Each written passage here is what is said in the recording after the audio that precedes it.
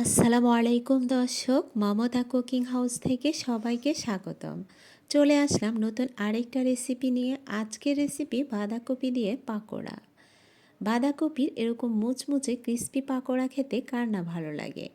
দেখুন কতটা সুন্দর সুস্বাদু এই মুচমুচে ক্রিস্পি পাকোড়া। আশা করছি সবার ভালো লাগবে। ভালো লাগলে চ্যানেলটা সাবস্ক্রাইব করে অবশ্যই সাথেই থাকবেন।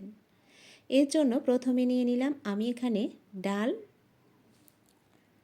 আর এর সাথে আমি এখানে আজকে 4 রকমের ডাল দিব। প্রথমে আমি খেসার ডাল নিলাম, তারপর নিয়ে নিলাম অ্যাঙ্কর মোটা ডালটা, তারপর নিয়ে নিলাম মুসুর ডাল, তারপর নিব এখানে মুগ ডাল।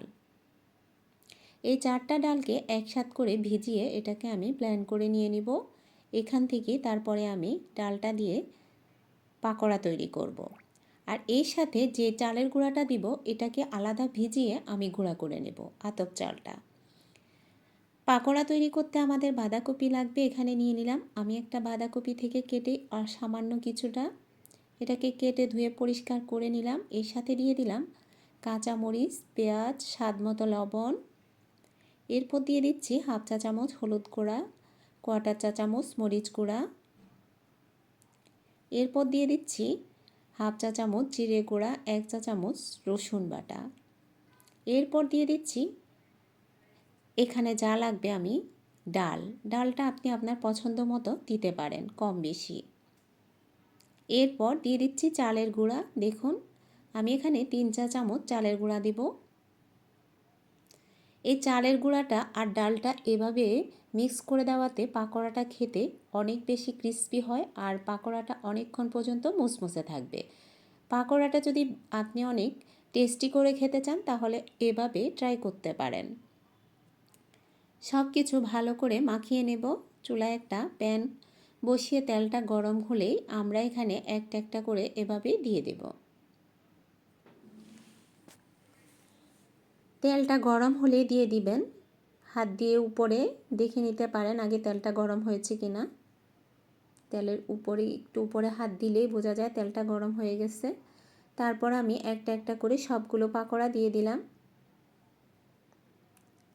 চাইলে আপনারা ডুবো তেলেও ভাজতে পারেন, তবে আমি এর থেকে বেশি তেল দিব না। এরপর একটা চামচ দিয়ে পাকোড়াগুলোর উপরে এভাবে তেলটা দিয়ে দিব, তাহলে উপরের অংশটাও অনেকটা হয়ে যাবে।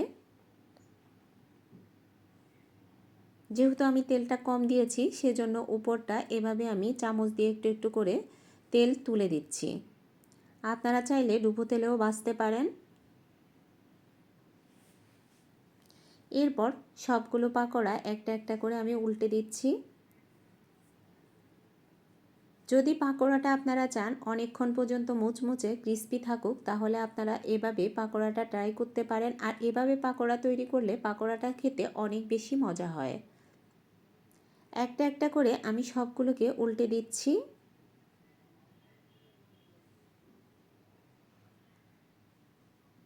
এরপর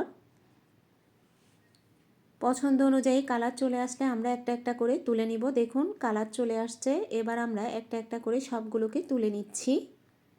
এভাবে আমি সবগুলো পাকোড়া তৈরি করে নিব। পাকোড়াটা দেখতে যেরকম সুন্দর হয় খেতে আরও অনেক বেশি মজাদার হয়। আশা করছি আপনাদের কাছে ভালো লাগবে। ভালো লাগলে অবশ্যই চ্যানেলটা সাবস্ক্রাইব করতে ভুলবেন না, লাইক ও কমেন্ট করবেন।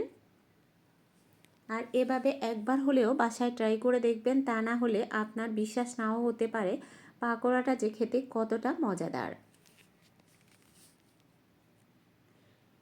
দেখুন সবগুলো পাকোড়া আমি তৈরি করে নিলাম। আশা করছি সবার ভালো লাগবে। সবাই ভালো থাকবেন, সুস্থ থাকবেন। আল্লাহ হাফেজ।